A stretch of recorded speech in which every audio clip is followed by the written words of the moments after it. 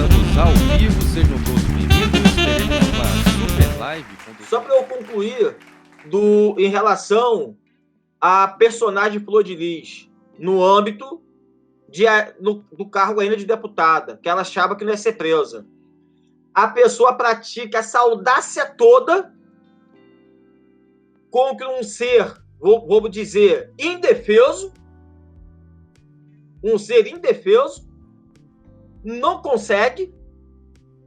Nisso aí já passou-se uma tentativa de homicídio por execução que não se consumou porque o pastor saiu com outro carro da igreja.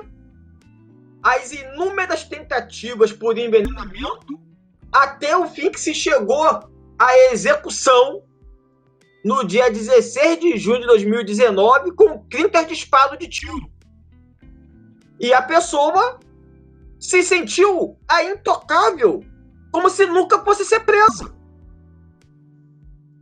Isso foi um estarrecedor. E eu vendo a Michele padecendo, ainda passou um tempo, no dia 8 de abril de 2020, a senhora Maria Edna faleceu, e isso foi até um ato de comemoração dos advogados da Flor de Lis da época, que fizeram, inclusive, não esperaram nem a senhora Maria Edna ser velada.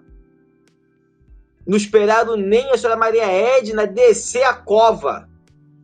Já fizeram uma petição, já publicaram na imprensa com um relato de que o Ângelo Máximo não era mais advogado do processo e pediram a minha destituição à juíza, sem sequer esperar a senhora Maria Edna descer a cova. Isso foi um ato de comemoração dentro da casa. Isso que chegou ao meu conhecimento, a ponto de comemorarem o fato de eu não poder mais atuar no processo. Isso chegou ao conhecimento da imprensa porque os advogados da época levaram à imprensa. O seu Jorge se rebelou nesse tocante. Eu não sei como o seu Jorge conseguiu meu telefone, me fez o contato, me pediu para continuar à frente da assistência de acusação, que ele iria me outorgar poderes, como assim fez. Isso tudo é estarrecedor. E talvez, doutor... E sem contar que em outras oportunidades, com a senhora Maria Edna ainda em viva, a senhora Maria Edna ainda em vida, desculpa o equívoco, em outras oportunidades, com a senhora Maria Edna ainda em vida, a defesa já tinha pedido a minha destituição do cargo. Assim como os advogados atuais pedem até hoje. Senão que eu estou fazendo um bom trabalho. Né?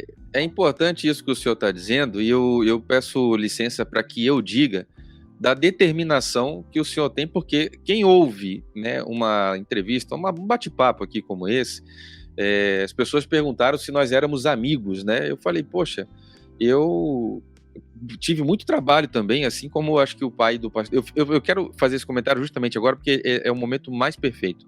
O senhor acabou de dizer que o pai do pastor Anderson do Carmo, depois que Dona Maria Edna, que era a mãe, faleceu, a irmã já tinha falecido, o pai do pastor Anderson, que é um senhor de idade, procurou o senhor de forma independente, conseguiu seu telefone e telefonou. Foi isso que o senhor acabou de dizer.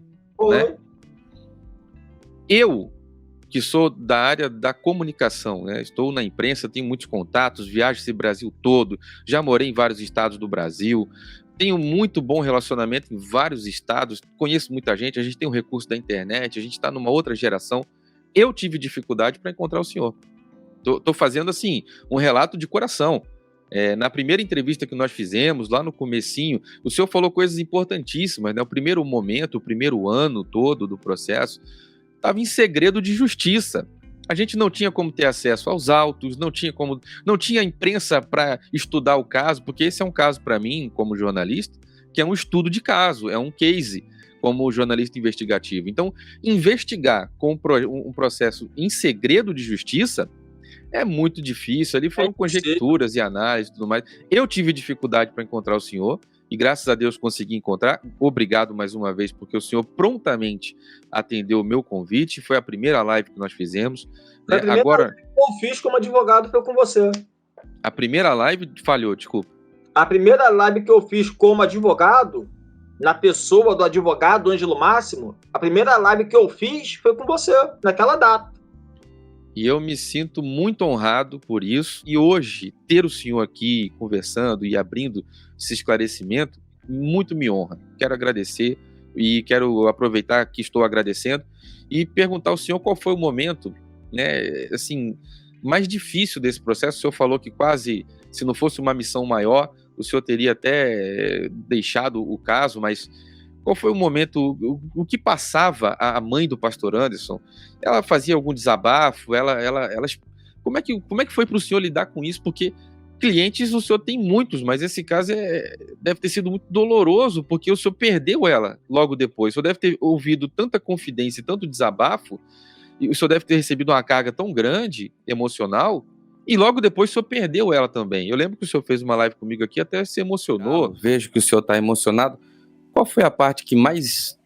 Eu sei que tiveram muitos desafios, muita dificuldade. O senhor, com certeza, alguma hora já olhou para o tamanho da adversidade. O senhor teve fé, teve força, foi para cima, trabalhou duramente. Eu acompanhei muitas vezes de perto. Eu vejo que o senhor ficou bastante emocionado. Qual foi a parte que mais emocionou o senhor? Por que o senhor ficou tão emocionado na data de hoje? Porque eu imaginava que o senhor fosse ficar emocionado. Eu fiquei muito emocionado. Mas o senhor, na condição da autoridade que acompanhou tudo isso. O que trouxe essa emoção, assim, é o trabalho, é a vitória, é a justiça? Qual é o ponto que mais tocou o senhor na data de hoje? A falta da Michelle e da Dona Maria Edna.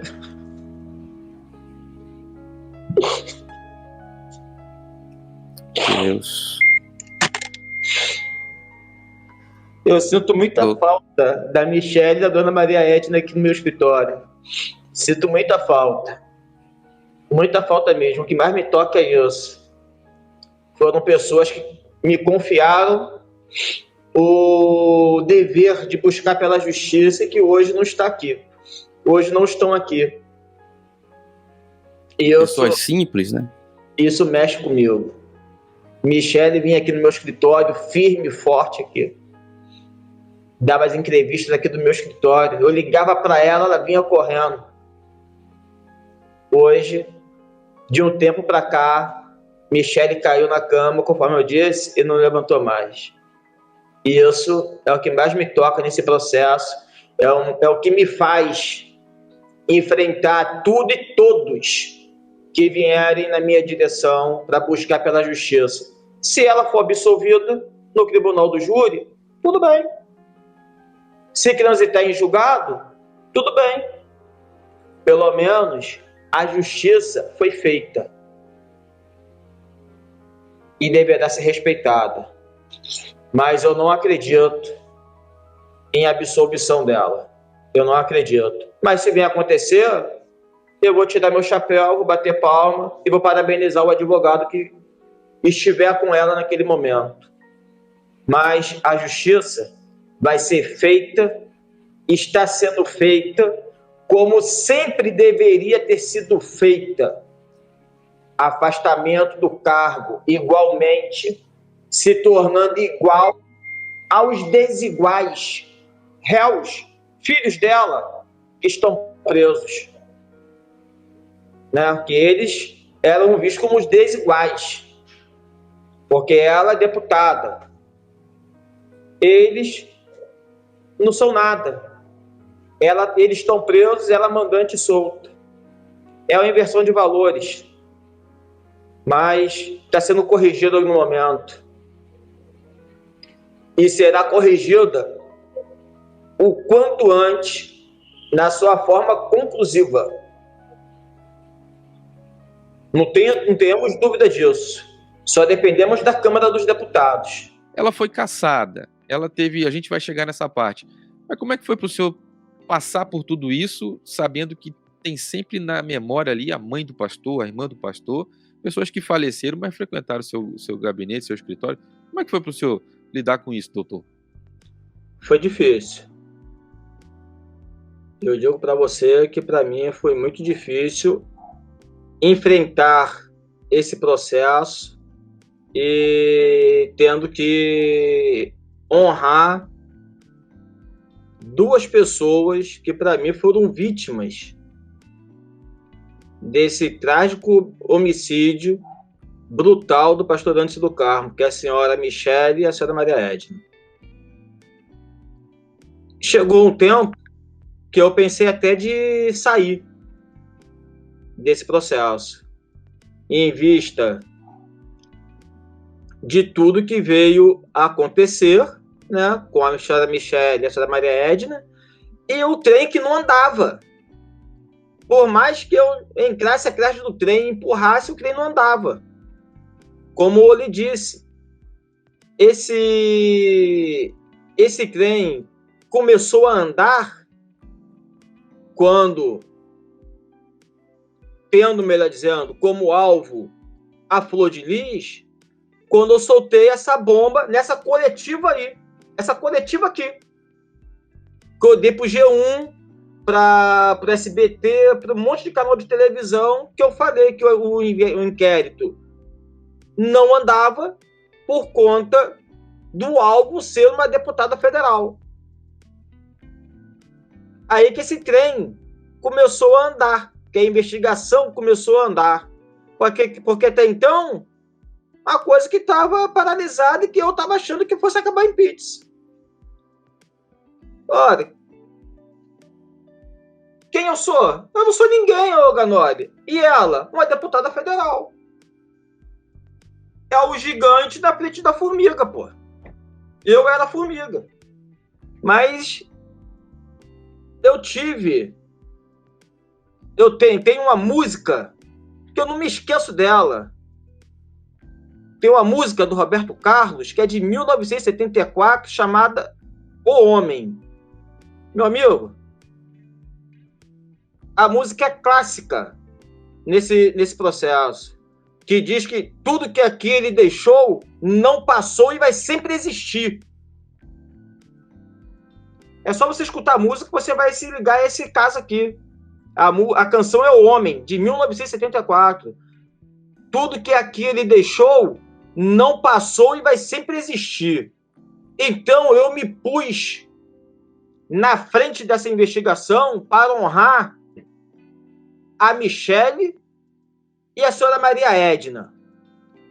Tudo que eu faço hoje, por conta desse processo, por conta desses processos, né, melhor dizendo, que são dois, tá para nascer o terceiro, que eu ainda não tenho um conhecimento da terceira fase da investigação, apesar de ser uma continuidade do homicídio do Antes do Carmo, mas lá eu ainda não tenho um conhecimento do que foi apurado, porque lá está em sigilo e o assistente de acusação só toma conhecimento através do oferecimento da denúncia. Mas aqui eu me pus à frente da primeira fase e da segunda fase, pensando sempre na senhora Maria Edna e na Michele.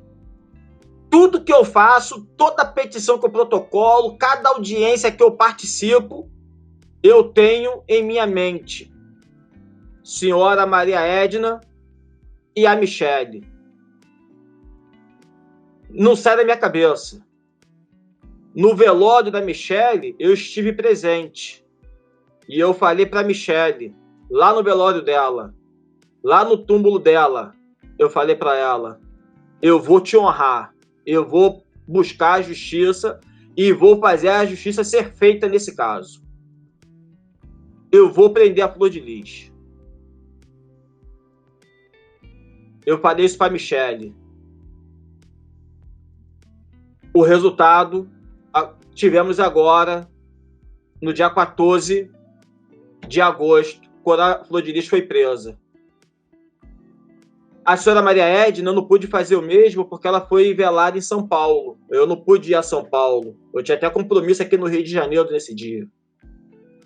Mas, à distância, eu prometi que ia ajudar a polícia e a justiça a prender a Flor de Lis. Ia fazer a justiça e condenar todos os responsáveis pelas mortes, não só do pastor Anderson do Carmo, mas que, de tabela, também ocasionou as mortes da Michele e da senhora Maria Edna. Eu estou nesse caso, Diego. Eu estou com a penca de processo aqui na minha casa, que já é da primeira fase, que eu já estou me preparando para o júri do dia 23 de novembro. E na minha mesa de escritório tem para mais de 20 mil páginas de processo só de Flor de Lis.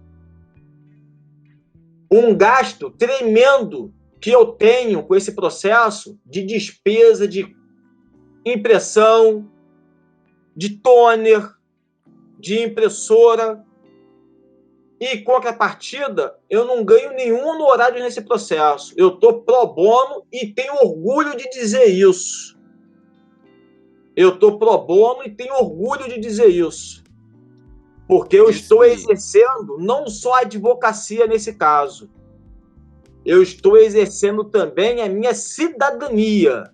Eu estou ajudando a quem precisa ser ajudado. Nesse momento, é o pai e a irmã do pastor Anderson do Carmo que estão em vida. Eu tenho orgulho disso. Eu tenho história para contar para meus filhos. O senhor parece bastante emocionado já, mas o senhor tocou num ponto que é muito importante. As pessoas pensam e já acusaram, talvez, o senhor de estar nesse caso ali. As pessoas acham que o senhor deve estar ganhando muito bem, está recebendo muito dinheiro. O senhor recebeu uma bolada, rios de dinheiro? Como é que foi essa história lá no começo, né? Quando procuraram o senhor aceitou o caso e ficou rico, ganhou uma bolada? Poxa, quem dera. Como eu disse, eu estava no campeonato de surf em Saquarema, no dia 23 de junho de 2019. Um amigo meu, cliente e amigo meu, me ligou, me informando que tinha um cliente. Quando ele fala um cliente, você entende logo no gênero masculino. Um cliente. Para te indicar num caso de repercussão, mas a pessoa não tem dinheiro. Você pode vir atender a pessoa, falando, não, hoje eu não posso descer, até porque meu escritório está fechado, porque o prédio é empresarial. Aí ele me indagou, eu posso já dizer à pessoa que você vai aceitar o caso?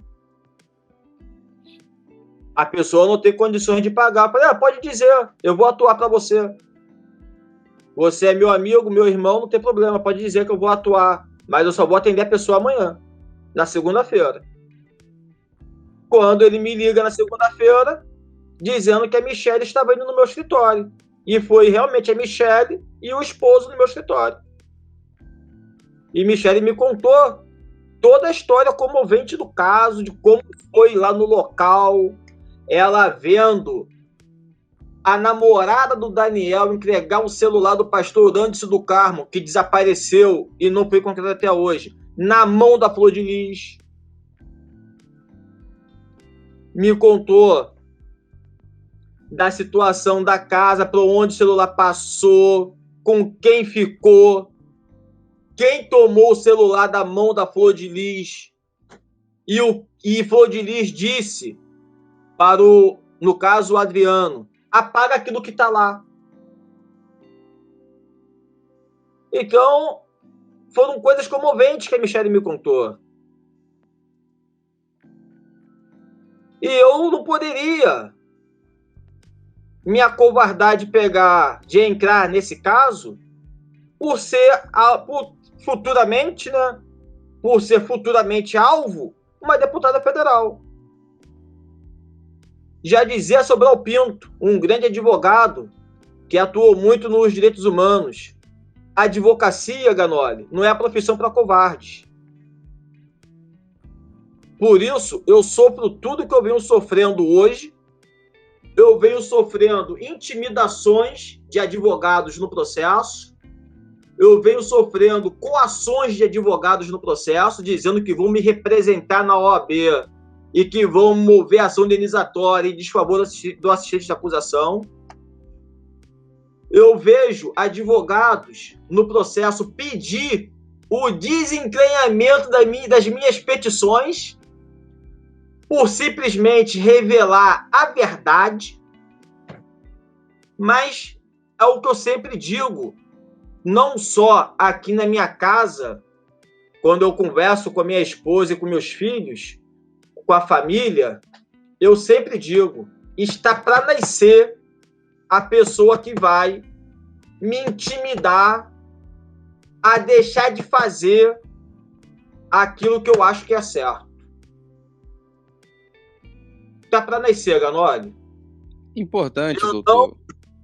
Eu não retroajo nesse caso, muito pelo contrário, eu faço aqui as palavras do nosso saudoso radialista, jornalista,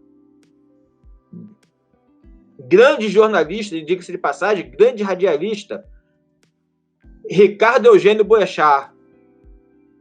Ganoli, eu estou me lixando para o que pensam e acham de mim. Eu estou me lixando para o que vão fazer ou deixar de fazer em meu desfavor. Uma coisa eu digo, enquanto eu estiver em vida, eu vou procurar a justiça para satisfazer a vontade, o desejo da família Anderson do Carmo, na pessoa do seu Jorge e a Cláudia, pai e irmã, bem como em memória da senhora Michele e da senhora Maria Edna. Enquanto eu estiver aqui nesta terra, eu vou atuar nesse caso. E ninguém me tira. Obrigado por assistir, inscreva-se no canal, apoie o nosso trabalho no Apoia-se e assista também esta seleção que nós fizemos para você.